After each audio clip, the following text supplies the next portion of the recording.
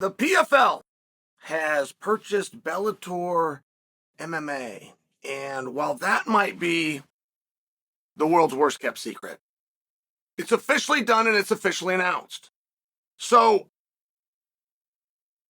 we're going to have questions right off the bat of what happens with Bellator. We've seen acquisitions in the past that have gone both ways, where a mixed martial arts company has been purchased, but it continues to run for X amount of time before it rolls over into one. But we've also seen them purchased, and that was the last event you shut down. Now you've now got a video library, and off you go in the next direction. So when PFL purchased Bellator, we were given through a press release, so not a back and forth, not an interview of a question and answer, but through a press release, many of the main questions that we would have, such as what happens to Bellator, right? And we weren't given the specific details. By example, if you're following Bellator MMA, they're known for doing Grand Prix, which is the term they chose for tournaments, some of which are in the final round, some of which are to the semifinal round. And are those going to continue? Will those be played out until the end? And it would be a very interesting ideology for me, because the PFL's largest known presentation is of tournament format. So it would seem on one hand that they believe in tournaments, they understand tournaments, and they're going to see the tournament through. On the other hand, I would want to know if they're willing to take that stance just to finish something out, or if they would look at it and say, well, our way we do tournaments, our system of tournaments is the pinnacle, and therefore under us, we can't follow through with your way of tournaments because they're not completely in line. Might seem like a simple question, but for the guys involved, they would want to know.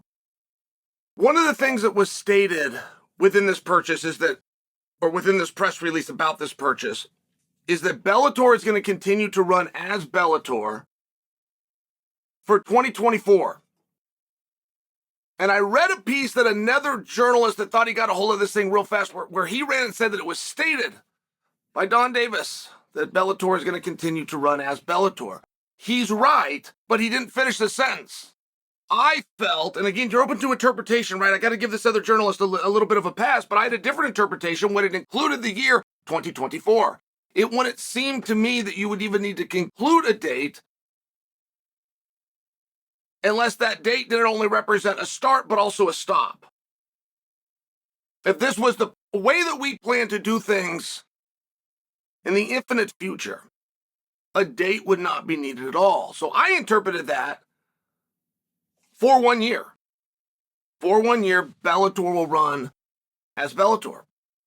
And there was some fantastic statements and claims about the roster, about the power of the roster, about the percentage of top 10 ranked talent that is now under one roof. Fair enough. I don't read the rankings. Even if I did them, I'm not going to sit down and mark and come up with the math. I will accept that as truth. PFL then began to lay out some of the things that they're going to do in the coming seasons. And I must admit for you that I got a little bit lost. There was something about a Challenger series. There was something about the elites go on to pay-per-view. There was something about international. And I'm for all these things. Like I have a very open mind. I am wildly curious where they're going to go. I don't attempt to place a judgment for you at this time, but there is something that your messaging becomes important if you can't uphold that messaging. Your messaging doesn't have to be accurate at the time that you make it, just by example. But your steps and your actions towards that messaging have got to run in unison with one another. And as soon as anybody can spot a conflict, they're going to bring it and they're going to present it to you and try to use your own words against you. And so even though that messaging wasn't wildly important to you, which is, so if they did bring it, you go, hey, yeah, we didn't mean that anyway. It becomes a little bit of a problem. So let me just use the pay-per-view, for example. The pay-per-view within PFL, which is yet to happen. You have what we believe are two people who could go on the top of a bill of a pay-per-view, which is amongst the most difficult businesses I have personally ever observed. And one of them has never drawn. He has a track record and has not drawn. That would be Francis Ngannou. That's not a backhanded knock to Francis. You're going to be forced, particularly when you're out trying to sell this to other partners, about a star power that you have, and they're going to ask to see what the history is. This is very common in the entertainment business. If I was just to bring you like the way it would work in Hollywood and with actors, it really doesn't matter how skilled, even how nominated or recognized that actor is. The producer writing the check is going to want to see what was the gross of the last movie they made. That's the very first thing that they're going to look to. And what about the one before that? And are we headed in an upward trajectory or not? So within Francis, you're going to run into a problem where you're going to go, no, not a proven, brought him in many times, not a proven draw, but things are different now. Why are things different now? Well, because you went into boxing. That really changed things. Yeah, but we're not doing boxing here. You said you were doing MMA. Yeah, I understand that, but people just want to see this guy fight. Okay, well, who do they want to see him fight? And you just start to run into some of these questions, okay? Could all be worked out. I'm just sharing for you, and then you have Jake Paul. And there's not a third person right now, even with the combination of the rosters, there's not a third person who you would reasonably assume is going to headline a pay-per-view event. And the reason I bring that to you is if the overarching message is we're going to have the best of the best, and then the premier event after the challengers and the European and the international, all these things, we're then going to have the premier event, which is the pay-per-view. And we got the purchase, and we got the rosters, and we got the top 10 guys, and we got all of the right talent. We're going to finally give the audience what they want, which is the best versus the best. But I am openly going to tell you that on day one of delivering my message of best versus best for you, I am going to put a guy on top of the bill who has never done the sport before. His name is Jake Paul. Now, all of us expect Jake to go to the top of the bill. All of us are good with that. All of us are look forward to that. All of us would be disappointed if we got the card and he wasn't there. That doesn't change the fact that that's not what was just told to me. What was just told to me is that we're going to have a whole bunch of events. We've done a purchase, we've got a roster, and it's deep and it's thick, and it's got the rated guys so that we can bring you the best. And in the premiere of all of our events, to showcase who that is, we're going to put a guy who's never done it before. Who isn't ranked anywhere. Who doesn't have any expectation. Haven't even determined what weight class. I don't disagree with those things. I'm sharing for you where I get a little bit lost within some of the confusion.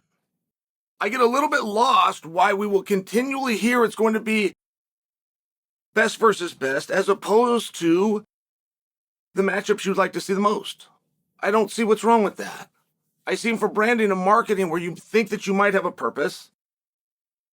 But over the course and the years and the time of MMA, where you look back and hindsight is 2020,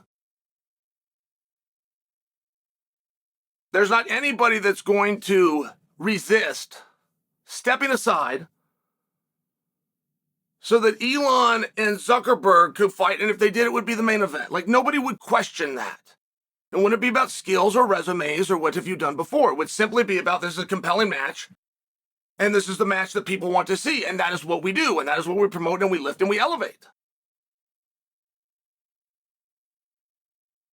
And I'll hear from fans, not bright ones, but I will hear from fans. I just want to see the best fight the best. I don't care about the interviews. I don't care about the talk. I don't care about anything. But they would never then watch an event on mute. And they're not attempting to mislead you. They just don't know it themselves. They don't know that that's not actually what they want to see. And I'll give an example. Let's say I had the two best guys. I truly had the two best guys, which in MMA, the way it's structured now, there's no way to know. In boxing, the way it's structured now, there's no way to know. You would have to have a competitive architecture where you start with everybody and you whittle your way down in a bracketed format. But let's say I had the two best guys. I had the absolute two best guys. You said, Chael, how do you know they're the two best guys? If I come and I tell you, I spoke to God, and he told me of all the men he's created, these two are the best. You're not going to mark that on your calendar. That's not going to be a must-see event for you. You're not going to get excited. You're not going to have butterflies. You're not going to have anticipation. If you don't have a story that was captured on video so I can bring you trailers and packages and have back and forth and build it, it turns into one of those situations that are glaringly obvious, but you're still forced to reconcile it. Vince McMahon did something similar. And when it happened, I would have predicted for you, this is not going to work. And that was Vince McMahon split up his own roster. These are your Raw team. This is your SmackDown team. Here's your Raw champion. Here's your SmackDown champion. Here's the guys that perform live on Mondays, and here's the guys that go on TV on Thursday. And he did it within his own roster. And when he did it, it was believed, at least by me, it was going to be very short-lived. It was an angle. He's going to work an angle. He's going to run for a while. This is a meaningful amount of time ago. A decade plus. It worked and it lived. And I never knew how you're going to convince anybody, even an audience that knows we're watching a cooperation as opposed to a competition. How are you going to convince them that there's heat and that there's a battle and that you're actually going to separate these two rosters? Anytime you need a guy from Thursday to go to Monday, you're going to send him. And anytime you need a guy from Monday to Thursday, you're going to send him. It's all under the same roof, but he did it. Vince didn't do it. And he did create a level of separation. So if you're holding Bellator events under the PFL arm, if everybody's getting signed, checked with the same bank account at the top of it, it confuses me. It confuses me. Who is it that this brand and this arm is telling us is the best? Is it the PFL champion or is it the Bellator champion? Or then we're going to get them together. We're going to have the Bellator champions fight the PFL champions. Okay, for what? I don't know what they're fighting for. Are they fighting for prestige? Are they fighting for a unification? Are they fighting to up their rankings, to up their standing? Who is representing this team and who is the representation of this team? I want to know who gets embarrassed. I want to know who loses. And it's very important. We've got two things going. We could do an exhibition if you don't ever want to have a loser. You won't reward a winner, but you'll also not have a loser. If you'd like to have an exhibition is one thing that we do here, but we also do competitions. So if we have a competition and we're going to have Bellator versus PFL, who loses? What does that loss look like? Does that bring them shame? Does that bring them embarrassment? Let me ask you a question. If the Bellator champions are going to compete with the PFL champions, if that's what we're going to do, what happens if Bellator wins? Let's say we do 5 matches. Well, that's the course of the year all jammed into one night. Doesn't make any difference. You got 5 Bellator champions against 5 PFL champions, okay? Let's say all Bellator champions win. And for the sake of the story, let's even make it dominant. They all finish their opponents. Bellator has clearly shown to be the stronger of the two rosters. Is that true? I mean, is that what you're going to feel, that Bellator has proved that it was the stronger of the roster? I mean, are you going to buy into that? And even if you do, what happens then? Do we keep Bellator around? Do we run it for one more year and they still stay in their lane on this side of the pool? Do we absorb the whole thing? And instead of, at the end of the year, calling it PFL, do we then call it Bellator? Like, what happens? What is the competition between the two brands at this point? And there might be answers to every one of those questions. I'm sharing for you from my perspective. These are the things that I was wondering. These were the things that really stood out for me. And I would love to understand. I got to know everything. I'm a very curious guy. I know when the UFC bought Pride, the UFC made a statement, but I also know why they made that statement, so that nothing got in front of it, which was we're buying Pride for the fighter contracts. That statement, that had nothing to do with the purchase, but that statement was so effective. Not only was it never questioned, all these years later, it's never been questioned. And if you ask people that think there's a smart guy in the room and they happen to remember that that was said somewhere, they will tell you, well, UFC bought pride for the fighter contracts. Rampage Jackson said, and it wasn't very long ago, it was about 3 years ago, but it wasn't that long ago, that the UFC bought pride. He was one of those guys at Pride. He's one of the guys that got into the UFC after that purchase. He told people UFC bought pride to get contracts. Mine was one of them. He believed it. I mean, everybody believes it. It was just largely accepted to miss what was really happening. And I say that because if we're buying contracts, what happens if they lose? What happens within the competition? What is the competition for? Why are we finishing the tournament? Why are we running Bellator for 1 year? It has to go to a new home. Showtime is out. There's not a distribution arm to that. So if you're bringing them over and you're doing the work and you know the direction you're going in the first place, why extend it? Why wouldn't it be tonight? Why wouldn't it be done? Why wouldn't it be under one roof? Why would I hold this roster versus this roster, but when they fight and they compete and it's done, it's all signed by the same check? I don't have the answers. I'm curious. I'm sharing with you. These are the things that I'm still looking at and I'm still observing. How long are we going to go on telling people that we have the best and therefore we are the best, as though from a business standpoint that matters? And how many people are we talking to when we say we have the best and we're going to put them against the best? Like, there's a massive importance that you go out and say that. Not to mention, you've heard that from your greater competitor, so that must be it. But sometimes I do wonder, do you understand what statements are? Do you understand what information and moreover misinformation is put out there because you know your competitors are watching? Do you understand the difference, or are you one of the guys that fell for the statement which was never meant to be accurate in the first place? And it just always ends up in a colossally difficult position when at the same time we're fully aware a guy who has never done it named Jake Paul is going to go to the absolute top of the bill. I'm observing and I'm watching. I don't know where you get a ranking. I don't really know what it matters, but I do know that this sport is driven on one thing: conflict and conflict resolution. That is why everybody tunes in. The people that know the story will look forward to it and have an anticipation, and the people that don't know the story at all, that are forced to watch it because they're over somewhere and it just happens to be on, the reason they will watch it and have a level of enjoyment isn't that they like damage or they like bloody noses or they like fist fights. They will understand one very basic element, which is you have conflict and you're going to have resolution all right now. So let's see where this goes.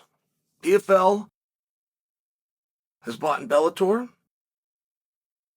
Throughout the year of 2024, Bellator will run as a brand, which I believe that means the events will be called Bellator, and I believe the athletes that are going to compete within that event will be the athletes that are currently under contract. I don't know that Bellator will be signing more athletes. It would seem as though that would go towards the PFL side. These are questions to be worked out. I look forward to learning, seeing and learning what comes next.